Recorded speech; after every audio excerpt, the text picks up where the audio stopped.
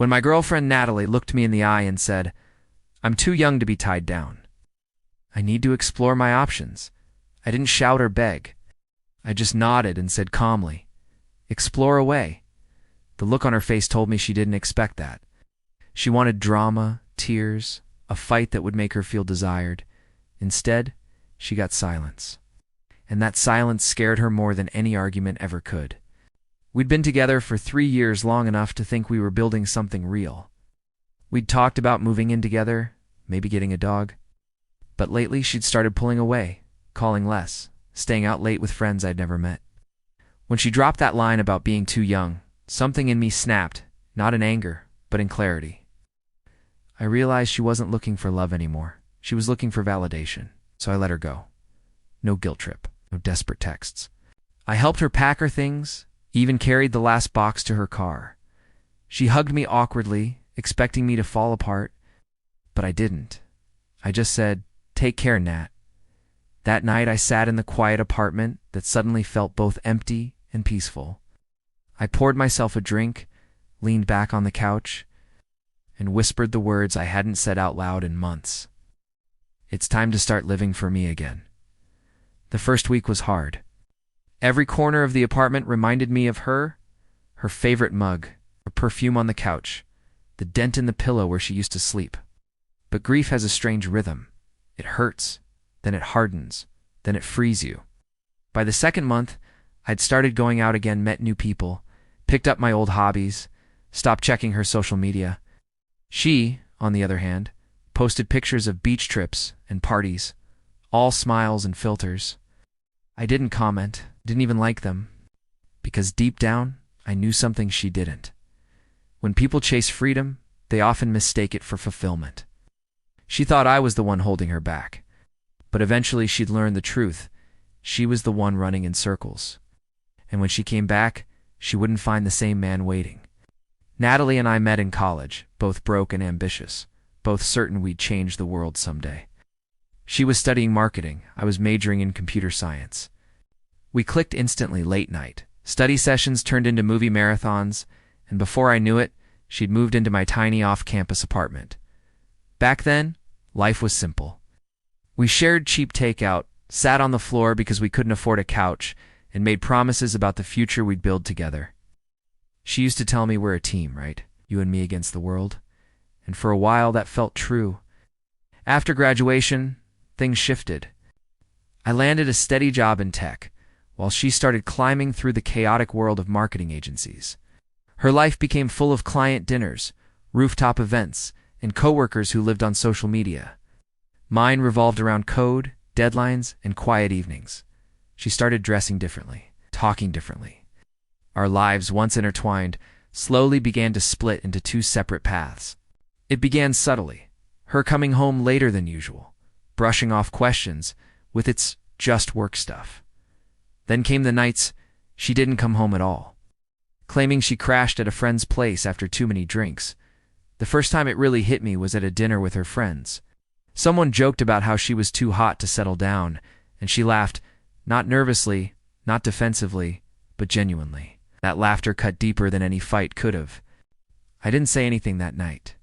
I just watched her from across the table and realized I was losing her, not because of another person, but because she wanted to be someone new. Over the next few weeks, she started dropping hints. How people in relationships miss out on their 20s. How her friends were living more. How she didn't want to wake up one day and feel trapped. I listened quietly, storing every word. When she finally said, "I think I need time to figure myself out," I already knew what was coming. She expected me to argue, to convince her I was worth staying for. But I didn't, because deep down I understood something she didn't. Love isn't supposed to be a cage. And if she needed to explore, then maybe I was never her destination. The night she left, she gave me this long, sad look, like she was saying goodbye to a part of herself, too. "You'll wait for me, right?" she asked softly. I smiled. "You'll find what you're looking for, Nat." What I didn't tell her was that I'd already found what I needed. Peace. It hurt, of course it did, but pain has a way of clarifying what matters. I stopped chasing her shadow and started chasing my purpose again. New projects, new friends, new routines. And for the first time in a long time, I started sleeping well. What I didn't know then was that freedom would teach her something, too. Because 6 months later, she'd be the one standing at my door, begging for the stability she once called boring. 6 months passed faster than I expected. I filled my time with new hobbies, started running again, and even took a solo trip I'd always postponed. Life wasn't glamorous, but it was mine. I was building something real. No drama, no games, just quiet progress. Then one afternoon, I got a text from an unknown number. "Hey, it's me. Can we talk?" I stared at the screen for a full minute before replying with a simple, "Sure." An hour later, Natalie showed up at my apartment, the same one she once called too small and too predictable. She looked different. Not in the glamorous, glowing way I remembered, but tired, like someone who had sprinted through chaos and found nothing at the finish line. "Wow," she said, glancing around. "You've changed things up." "Yeah," I replied casually. "Finally got that couch we used to talk about." She gave a small, awkward laugh and sat down. The silence stretched before she finally blurted out, "I messed up, Liam." Her voice cracked. For a second, the old instinct kicked in, the urge to comfort her, but I didn't move. I just listened. She told me about the men she'd dated, how exciting it felt at first, how free she thought she was, then how quickly it all soured. The fun she chased was shallow. The attention faded. The people she surrounded herself with cared more about status than sincerity. And through it all, she said, she kept comparing everyone to me. "You were the only one who actually loved me for me," she whispered. "I still do," I said softly, "but not the same way." Her eyes flicked up, searching mine. "What do you mean?" "I loved the version of you that wanted to build something together," I said. "But that version doesn't exist anymore, does it?" She looked like she wanted to argue, but she couldn't, because we both knew she'd burned that bridge the day she walked out. "I thought you'd still be here," she admitted, her voice trembling. "Waiting." That's when I realized it. She hadn't come back because she loved me. She came back because she missed the safety net, the comfort, the version of me who'd always said yes. "I was here," I told her. "You just stopped looking in my direction." Her expression faltered. "So, what now?" I shrugged. "Now, I move on." "You already did, remember?" Natalie tried to smile, but her eyes glistened. "You've changed?" "Yeah," I said quietly. That was the point. As she left, I felt this strange mix of relief and melancholy. She had wanted adventure, and she found it, just not the kind she imagined. And I found peace, the one thing I didn't realize I'd been missing. I thought that was the end of it. But a few weeks later, when she realized I was serious, when she saw me happy without her, that's when the real chaos began. It started subtly, a few texts here and there. "Hey, just checking on you." Then came random calls late at night that ended with awkward silence. I ignored most of them, figuring she'd move on eventually. But Natalie didn't take rejection lightly. One evening, my friend Mason and I were at a rooftop bar, laughing about some dumb inside joke, when I felt a sharp tap on my shoulder. I turned, and there she was. "Natalie." "Wow," she said with a tight smile. "Didn't take you long, huh?" I blinked, taken aback. "Excuse me?" She gestured toward Mason. "So this is what you've been doing while I've been falling apart?" "Mason's my friend," I said flatly. "You really shouldn't be here, Natalie." Her expression flickered. For a second, I saw the confident, self-assured woman I once loved, but it disappeared behind a mix of bitterness and regret. "But you said you wanted me to explore," she shot back. "Now I come back, and you're fine. That's not fair." I almost laughed, not out of cruelty, but disbelief. "You left because you wanted freedom. You got it. Why are you mad that I found peace?" She didn't answer. Instead, she walked away, but not before glancing back with a look that made my stomach twist. It wasn't heartbreak anymore. It was resentment. That night, she started posting things online, vague. Emotional posts about fake people and men who move on too fast. Friends reached out asking if everything was okay. I brushed it off. But it didn't stop. Then came the text, "You owe me a conversation." So I agreed to meet her one last time, hoping to end it properly. We met at a quiet cafe, where she showed up looking almost fragile. "I just need closure," she said. I nodded. "All right. Let's talk." She confessed that her exploration hadn't gone how she expected. One guy ghosted her after a month. Another cheated. The last one used her for attention. I thought I was finding myself, she said bitterly. Turns out I just lost everything that mattered. Her voice trembled and she reached across the table. Liam, I still love you. I didn't pull away, but I didn't move closer either. You loved the version of me that waited for you, I said softly. That version's gone. She broke down crying, whispering, Please, just give me one more chance, I sighed. Natalie, if you really cared, you wouldn't have needed to leave to realize it. She wiped her tears, her tone shifting from sadness to anger. You think you're better than me now, don't you? No, I replied calmly. Just smarter. That's when she stood, knocking over her chair. You'll regret this, she hissed, before storming out. The entire cafe went silent. I sat there, heart heavy but steady. I knew it was finally over, or so I thought, because 2 days later, she started showing up everywhere I went. The gym, the coffee shop near my work, even outside my building. And that's when I realized walking away might have been the easy part. After that night at the cafe, things went from uncomfortable to chaotic fast.